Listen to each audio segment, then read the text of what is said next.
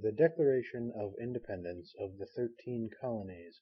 in Congress, July 4th, 1776. The unanimous Declaration of the 13 United States of America. When in the course of human events it becomes necessary for one people to dissolve the political bands which have connected them with another, and to assume among the powers of the earth the separate and equal station to which the laws of nature and of nature's God entitle them, a decent respect to the opinions of mankind requires that they should declare the causes which impel them to the separation. We hold these truths to be self-evident, that all men are created equal, that they are endowed by their Creator with certain unalienable rights, that among these are life, liberty, and the pursuit of happiness, that to secure these rights, governments are instituted among men, deriving their just powers from the consent of the governed,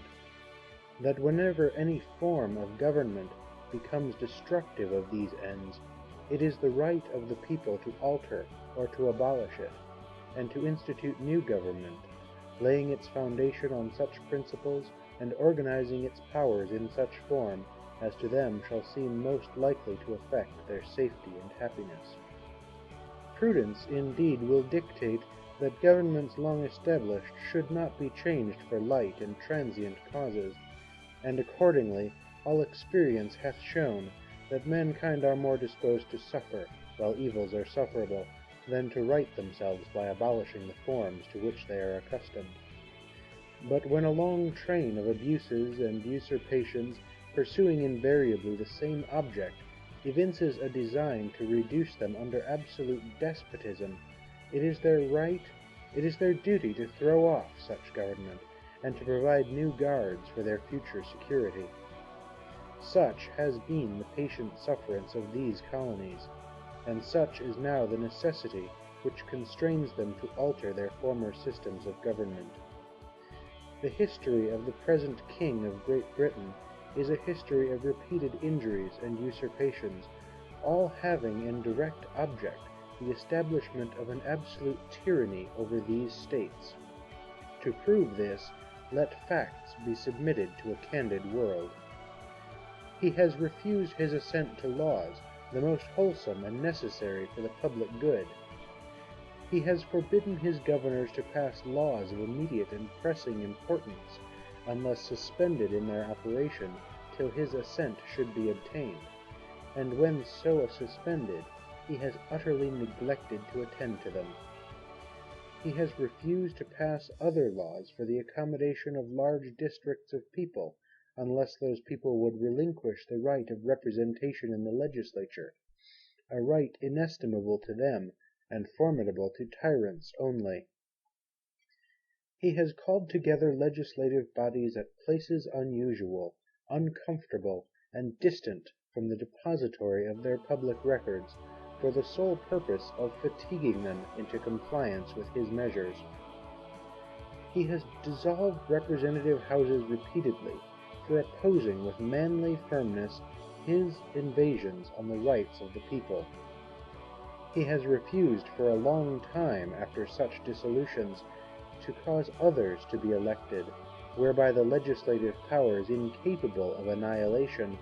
have returned to the people at large for their exercise,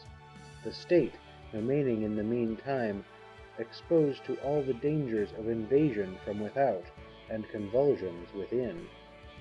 He has endeavored to prevent the population of these states, for that purpose obstructing the laws for naturalization of foreigners, refusing to pass others to encourage their migrations hither, and raising the conditions of new appropriations of lands. He has obstructed the administration of justice by refusing his assent to laws for establishing judiciary powers. He has made judges dependent on his will alone for the tenure of their offices and the amount and payment of their salaries. He has erected a multitude of new offices and sent hither swarms of officers to harass our people and eat out their substance. He has kept among us in times of peace standing armies without the consent of our legislatures. He has effected to render the military independent of and superior to the civil power. He has combined with others to subject us to a jurisdiction foreign to our Constitution and unacknowledged by our laws, giving his assent to their acts of pretended legislation, for quartering large bodies of armed troops among us, for protecting them by mock trial from punishment for any murders which they should commit on the inhabitants of these states, for cutting off our trade with all parts of the world, for imposing taxes on us without our consent, for depriving us in many cases of the benefits of trial by jury, for transporting us beyond seas to be tried for pretended offenses, for abolishing the free system of English laws in a neighboring province, establishing therein an arbitrary government, and enlarging its boundaries so as to render it at once an example and fit instrument for introducing the same absolute rule into these colonies, for taking away our charters, abolishing our most valuable laws, and altering fundamentally the forms of our governments, for suspending our own legislatures, and declaring themselves invested with power to legislate for us in all cases whatsoever. He has abdicated government here by declaring us out of his protection and waging war against us. He has plundered our seas, ravaged our coasts, burnt our towns, and destroyed the lives of our people. He is, at this time, transporting large armies of foreign mercenaries to complete the works of death, desolation, and tyranny already begun with circumstances of cruelty and perfidy scarcely paralleled in the most barbarous ages, and totally unworthy the head of a civilized nation. He has constrained our fellow citizens taken captive on the high seas to bear arms against their country, to become the executioners of their friends and brethren, or to fall themselves by their hands. He has excited domestic insurrections amongst us, and has endeavored to bring on the inhabitants of our frontiers the merciless Indian savages, whose known rule of warfare is an undistinguished destruction of all ages, sexes, and conditions. In every stage of these oppressions we have petitioned for redress in the most humble terms. Our repeated petitions have been answered only by repeated injury. A prince whose character is thus marked by every act which may define a tyrant is unfit to be the ruler of a free people. Nor have we been wanting in attentions to our British brethren. We have warned them from time to time of attempts by their legislature to extend an unwarrantable jurisdiction over us. We have reminded them of the circumstances of our emigration and settlement here. We have appealed to their native justice and magnanimity, and we have conjured them by the ties of our common kindred to disavow these usurpations, which would inevitably disrupt our connections and correspondence. They too have been deaf to the voice of justice and of consanguinity. We must therefore acquiesce in the necessity which denounces our separation, and hold them as we hold the rest of mankind, enemies in war, in peace, friends. We, therefore, the representatives of the United States of America, in General Congress assembled,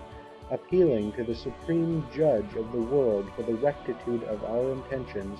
do, in the name and by the authority of the good people of these colonies, solemnly publish and declare that these united colonies are, and of right ought to be, free and independent states, that they are absolved from all allegiance to the British Crown,